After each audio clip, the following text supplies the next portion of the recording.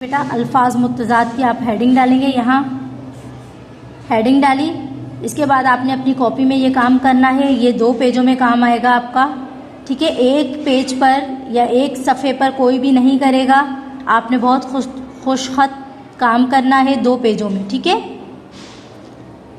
अल्फाज मुत्तज़ाद यानी उलट, एक अल्फाज का उलट होता है। जैसे आपने वर्ड अपोजिट इंग्लिश में पढ़ते हैं, उसी का उर्दू में क्या होता है, अल्फाज मुत्तज़ाद।